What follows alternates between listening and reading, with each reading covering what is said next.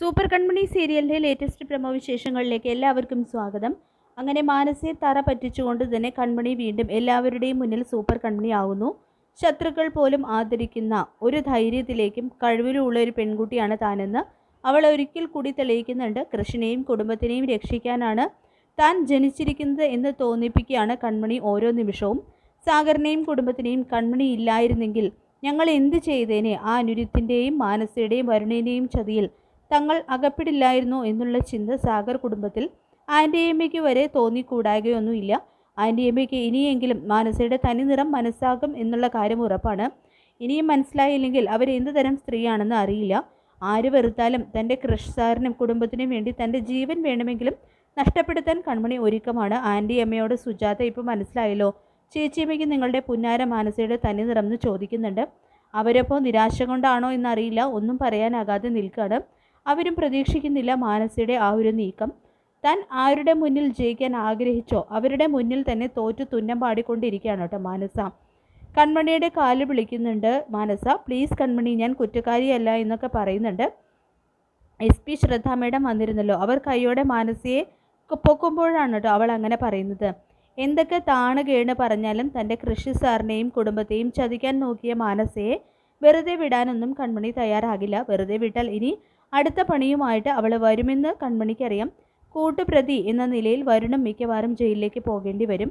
വീണ്ടും കൃഷ്ണന് തൻ്റെ പ്രണയിനിയെക്കുറിച്ച് അഭിമാനം തോന്നുന്ന നിമിഷങ്ങളായിരുന്നു അത്. ശ്രീനിയും തൻ്റെ മകളെക്കുറിച്ച് അഭിമാനത്തിൻ്റെ ഉച്ചകോടിയിലെത്താണ്. എപ്പോഴും അവൾ തനിക്ക് അഭിമാനിക്കാൻ വക നൽകുന്നുണ്ടെങ്കിലും ഇപ്പോൾ ഇതാ വീണ്ടും എന്നൊക്കെ ചിന്തിക്കുന്നുണ്ട് കേട്ടോ ശ്രീനിവാസൻ. ഇപ്പോൾ അവളുടെ ഏട്ടനായ മനോജും കൂടി ഇവിടെ വേണ്ടതായിരുന്നു. എന്നാൽ അയാൾക്ക് എന്തുമാത്രം സന്തോഷമായേനെന്നും ചിന്തിക്കുന്നുണ്ട്. ചതി ഒരുപാട് ചെയ്യും മാനസ എന്നറിയാമെങ്കിലും കൃഷ്ണനെ ചതിക്കാൻ മാത്രം ഒരു ചതി മാനസ ചെയ്യുമെന്ന് ആൻറ്റിയമ്മയും പ്രതീക്ഷിക്കുന്നില്ല. കൺമണിയാണ് ശരി, വെറുതെയല്ല അവളെ സുജാത പോലും അംഗീകരിച്ചത് എന്ന് അവർ ചിന്തിച്ചുകൂടാകുകയില്ല. SP മേഡം മാനസയെ ചോദ്യം ചെയ്യുന്നുണ്ട് കേട്ടോ. ഡ്രഗ്സ് എവിടെ നിന്നാണ് കിട്ടിയതെന്ന് ചോദിച്ച് മാനസ സത്യം പറയുമല്ലോ മിക്കവാറും. അപ്പോൾ അനിരുദ്ധിൻ്റെ കാര്യത്തിൽ ഒരു തീരുമാനമുണ്ടാകും. അയാൾക്കിനി CI എന്ന രീതിയിൽ അവരെ ദ്രോഹിക്കാനോ ഷൈൻ ചെയ്യാനോ കഴിയില്ല. അയാളുടെ ജോലി നഷ്ടപ്പെടും. അതിനിടയിൽ അവരുടെയൊക്കെ ബലരാമനെ ശ്രദ്ധ തിരിയുന്ന സന്ദർഭത്തിൽ അതിഗൂഢമായിട്ടുള്ളൊരു നീക്കം നടത്തുന്നുണ്ട്. വേറെ ആരുമല്ല സുമിത്ര. അവർ ഭാഗ്യശ്രീയെ തട്ടിക്കൊണ്ട് പോയി കെട്ടിയിടാണ്. എന്താണ് അവരുടെ ഉദ്ദേശമെന്ന് അറിയില്ല. മാനസയെ ചോദ്യം ചെയ്യുന്ന സമയത്ത് ഹേമയും ജയമോഹനും ഒക്കെ ടെൻഷൻ അടിച്ച് നിൽക്കുന്നുണ്ട്. കൺമണിയാണെങ്കിൽ മാനസയും വരുണും അനിരുദ്ധും കൂടിയുള്ള പ്ലാനായിരുന്നു എന്നുള്ള സത്യമൊക്കെ ശ്രദ്ധയോട് പറയുന്നുണ്ട്. അതിനിടയിൽ മഹി വരുണിനെ പിടിച്ചുകൊണ്ട് അങ്ങോട്ടേക്ക് വരികയാണ്. നിനക്കെൻ്റെ കൃഷി സാറിനെ ജയിലിലാക്കണമല്ലേ?